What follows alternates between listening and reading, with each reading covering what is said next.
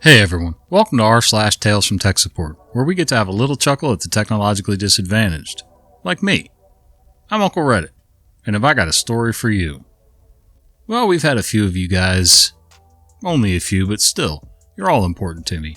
We've had a few of you guys ask me to start doing the camera again for my commentary and things like that. So here we are. We're experimenting with new software, new camera, crappy lighting that I didn't turn on. Hold that thought. A little better. These are all things we'll work on, but anyway, this is the second time recording this because evidently this microphone wasn't getting picked up, and the whole story came through the camera microphone, which sounds like crap. And as you can tell, I've alluded to this in a few of my stories that I have a retail shop, and this is it. Yeah. See the logo in the background? Yep, got boxes that need to be broken down and recycled, trash that needs to go out, soap that needs to be made. Yeah, but I'm going to sit here and read some stories instead. When you ask for a color but can't trust the answer. Last week someone called me from his home office to tell me that he has no connection, so I asked him what was the color of the little circle on the top left screen. We use a hypervisor for our mobile clients that encrypts traffic, VPN, and the virtual disk of the VM, and when in the VM, there's a colored circle at the top left that gives you information about the VPN connection. He told me it was green, which usually means that he's connected to the office. I searched a whole 10 minutes for the error before I told him I need to further investigate the problem with other colleges. Colleges? Or colleagues? I don't know. And asked him one last time to click on the colored circle and read the IPs of the connections that it will show. He then said there are none. I said, but you told me the color's green. He said, okay, I've got to tell you something. I'm colorblind. I said, that's okay, but would have been better if you told me this, because then I would have checked your connection in another way. He said, but I was really sure it was green. I had a hard time trying not to laugh, but could fix his problem after that. Listen, I understand being embarrassed about things. You know, I've been fat my whole life, so I get it. But when your answer is important to the question, you kind of need to be honest about it. At the very least, it would make everybody's lives a lot easier trying to get you set up. Let's deploy an infinite loop to production on a Friday afternoon. What could possibly go wrong? Background. I'm on the help desk for an international company. Our company has an in-house ticketing system developed and managed by an internal team that happens to sit right next to us. It's great because we can ask for features and they'll actually be implemented in a reasonable time frame. We get to skip all the paperwork and hoops to jump through that the rest of our company is so in love with.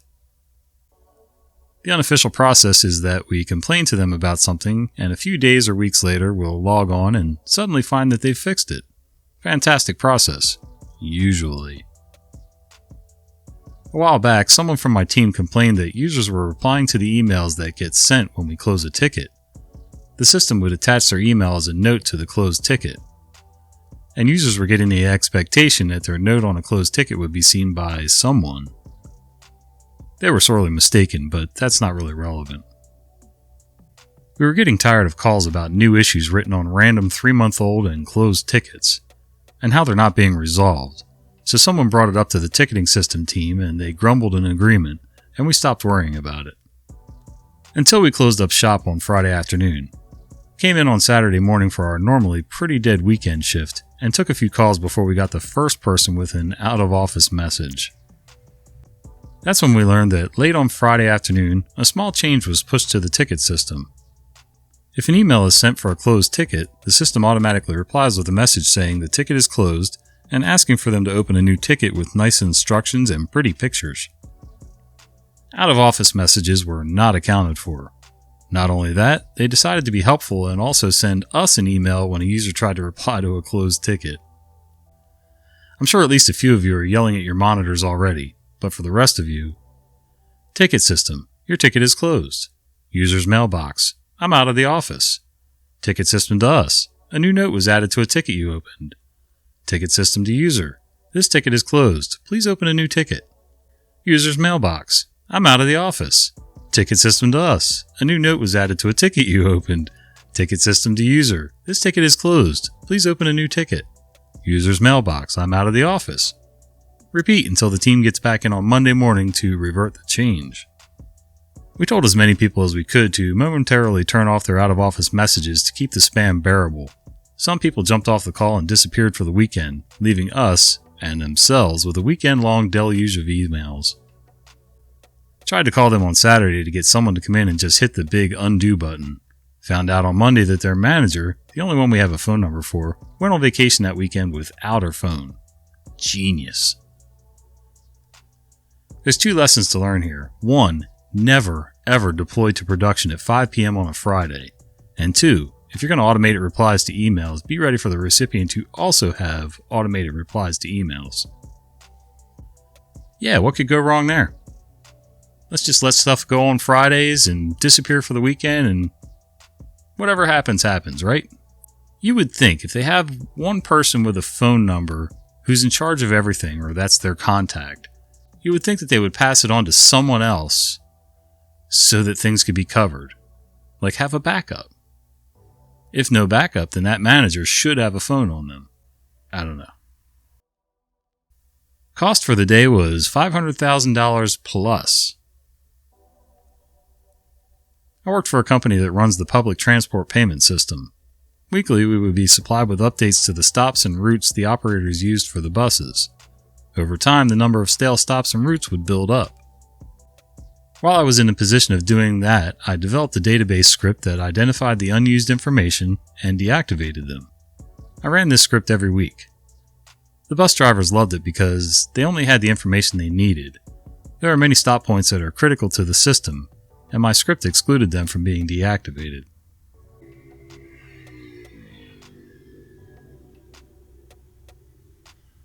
That scooter only ever goes by when I'm recording. I moved to the engineering section after the other employee returned from maternity leave. She was less technically inclined, so the script wasn't run. Eventually, the size of the information being sent out was exceeding the limit the devices could cope with. Despite me running it every week for almost 12 months, the cleanup under her went through the whole change request process. Whatever. Another 2 years pass and she leaves. The replacement was much more competent and would submit a change request on a regular basis, instead of waiting until it was past the limits. So the 6-month deactivation rolls around once again. I respond to the usual questions thinking, what the heck is the problem running a script I ran every week? Monday morning, after the deactivation, I get a call at 6 letting me know that no passengers can tag on. I jump on the VPN and check. Patrons can tag on the train but not the buses. As part of the script, I recorded every action taken. I check the stops that have been deactivated. Not one of them is in a route. I jump on a bus and tag to see the actual error is for myself. I ask the bus driver what he's been seeing. None of it makes sense. We uploaded the week's files again. If a stop is in the file, the system reactivates it. Doesn't help. I use a tool I developed that pretends to be a device and download from the system all the files that the device would. All looks good. We ran the same script in our test system. The buses work just fine. Since this P1 has been going on for hours, the CEO and the minister are speaking on a regular basis. Eventually, we get the developers on the other side of the country that do the device software involved. I send them the files I had already downloaded. It immediately fails. They dig into the log files and find that a stop point that is hard-coded in the device is deactivated. We activate the stop and all the buses now work. However, most drivers are unaware and still tell people the system isn't working and just to get on. The reason it didn't go pear-shaped years earlier is that hard-coded stop point was used in a route. How or why that stop was the hard-coded one or why the stop was no longer in an active route is unknown. All up, the loss of revenue I heard was at least over $500,000 and probably closer to $600,000. We didn't have to bear the entire cost of the outage. No idea what it cost the company. If you're a developer, do not hard-code values in the code. At most, put the value in the INI file so others can at least see what it is. Not exactly sure what any of that coding stuff is. Maybe you can share with the class down below. And by the way, for those of you that appreciate the realness of Uncle Reddit, I'm not a bot. I'm I'm not some stick up my butt guy that, has to have everything perfect, although I'd like things to be more perfect than they are right now. This is about as real as it gets, huh? I've got scooters going by, hot rods, motorcycles, tourists that like to put their nose on the glass, so now I have to watch the window again. You wanted real? You got real. Coworker needs help filing a complaint. So I work as the IT/tech support person for a medium-sized company in the UK. This one happened about 20 minutes ago. So I work a few hours normally each Saturday as our business works over the weekend. A ticket comes through from a coworker saying, "Help reporting illegal website activity." Okay, that's a new one for me. So I head over to find out what's going on, and here's the exchange. Me: "Hi, how can I help?" Her: "I need you to fix this and report this company for me." Me: "What's wrong?" Her: "I need to get these files off this website and I need them now, but the website says they're closed for scheduled maintenance. I need the files. It's illegal for them to do that." Me, with my brain skipping like a broken record player: "Yeah, I can't help with that. It's not our website and it's not illegal." Her, getting flustered and angry: "But I need the files now. Why can't you fix this?" Me: "I can only help with the issues that happen in our company. I'm sorry, but there's nothing I can do." Is this what my life is like now in IT? Sadly, OP, yes, this is your life in IT. We all have visions of being able to solve big problems and puzzles and really accomplish things. Most of the time, we're just holding some ungrateful, entitled moron's hand. This knob? It's part of the test procedure. The tale of the $1 million telescope crash. Many decades ago, I was an engineer working for a company that made weird equipment, big telescopes that were used to track missiles and satellites as they whooshed up, up, and away. And I worked with the best technician in the world. We will call him Bob. Bob was so good he would get flown out on an F-15 to a classified site to work on a classified airborne optical system. But Bob had a bad day. He was running a servo response test on an elevation drive, tilt up, tilt down. All good. He's got a signal generator running and a spectrum analyzer hooked up, and is running the drive on a nice sinusoid pattern. Can somebody down below fill us in on what that is? And the telescope is happily nodding. Bob reached for the frequency knob for the next test, but just then, lovely young Sally sauntered past. Bob was badly distracted by the standing wave evident in her blouse, and turned up the gain instead. Kawoom! The drive responded with full power, whipped up and back down at way past max speed, broke off the emergency stop sensor, and crashed into the hard stop, breaking it off. And bending the telescope tube. Ruined it for all time. A lovely 1.5 meter Schmidt-Cassegrain scope was toast. Bob turned off the power. Bob picked up his coat, his hat, his lunchbox, and went home and got very, very drunk.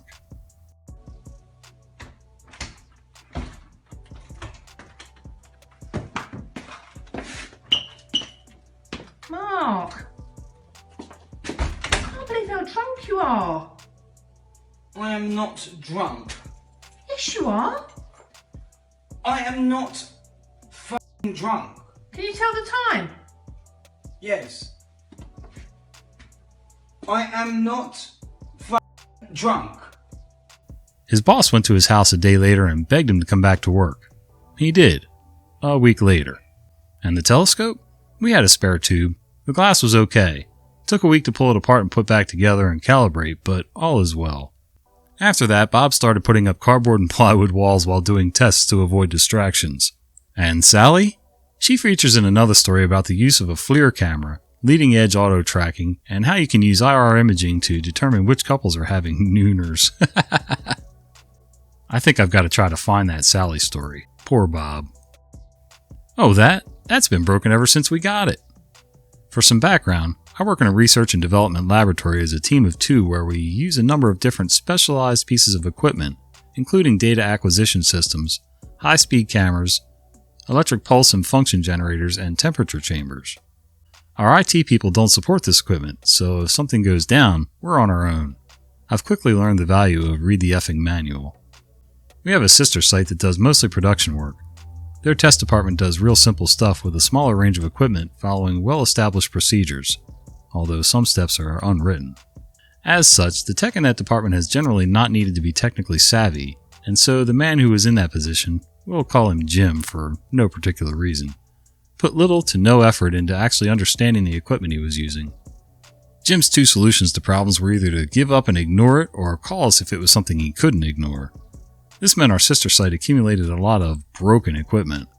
To be fair to Jim, a decent amount was actually broken, as we have come to expect given we're testing explosives. But there were times when things just needed a little bit of TLC or buttons pressed in the right order. Jim recently retired and his replacement, Mark, got the bare minimum in terms of training from Jim, and now Mark has basically been thrown into the deep end.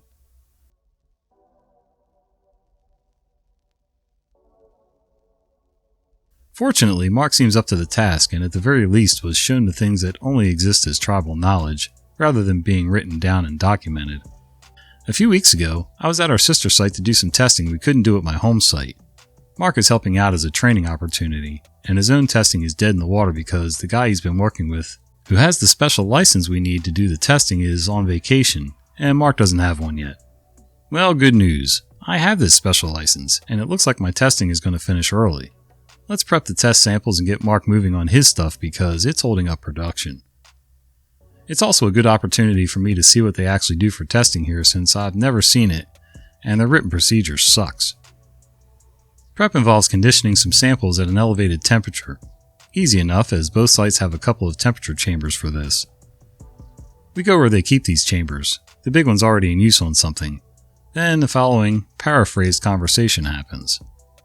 Mark: "Oh, I guess we can't test." Me: "What? Why?" Mark: "Someone else is using the oven." Me, pointing to the other chamber sitting dormant: "What about this one?" I start punching in our target temp of 250 degrees Fahrenheit. Mark: "Oh, that's been broken ever since we got it." Me: "Broken how?" Suspicious that a $10,000 piece of equipment has never worked. Mark: "It won't stay at temperature."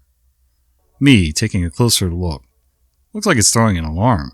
Mark: "Yeah, Jim couldn't figure out how to stop it, so he just silenced it." Me, tapping buttons on the limit control panel: "Do you guys have the manual?" Mark: "I don't think so." Me: "Alright, let's find one." And we're off to Google. A few minutes and a manual is printing. I send Mark to grab it while I go back to the oven to see if I can figure out what the issue is. This chamber being new, its control panel and limit control panel are different from what we've got at my home site. Fumbling through the menu, I figure out the alarm is for a limit being exceeded and therefore power to the heating element is cut off. I fumble my way to see the limits are set to 300 and -10. Okay, even if that was in Celsius, we should be well within that. WTF. Mark comes in with the manual. As I'm rifling through, I realize this manual is for a temperature controller with the same model number and not a limiter. Back to Google. Model number limit goes into the search bar. Bingo! I do a quick skim to make sure I have the right thing before I print off another 100-page document. Then I come to a realization. I sit up and look at the wall in the direction the chamber's in. Me: "I think I figured it out." Mark and I head over and I start tapping away at the panel. Yup, someone, Jim, mixed up the low and high end limits so the chamber would throw alarms and not work if the temperature was between -10 degrees Fahrenheit and 300 degrees Fahrenheit, which it always would be. 30 seconds later, we had a second fully functional temperature chamber, and testing could continue. I then proceeded to watch in horror as I find out this test the company's been doing for decades is unreliable, a bit unsafe, incredibly unscientific, and takes longer than it has any right to. But that's a tale for a different subreddit. Probably. Edit. A number of you guys have asked for the story of actual tests. I'm still not sure it's a right fit for this sub as my role is basically just sitting and watching and being the guy with the license. And there was very little tech actually involved aside from a few keystrokes and button presses. There's also not much of a story to tell, seeing as I was just sitting there and all I could do is explain the procedure, which I'm not really supposed to do. It being proprietary information and all. I'll see if I can write it up in a vague enough way that it won't be a big no-no, but no promises. Never understood companies that don't keep actual physical records and notes of procedures and things like that. How do you keep track of your expenses, your losses, your production times, anything? Like, for most companies, that'll make or break you. I don't know. Well, hey guys, I hope you've enjoyed the realness of me being on camera again. We'll see how it goes. I'm going to keep experimenting with, angles, lighting, locations, you name it. But for now, if you've enjoyed this content, would you do me a favor? Would you consider giving this video a like, subscribe to the channel, and maybe click that little bell icon so you don't miss the real fat guy telling you stories. See ya.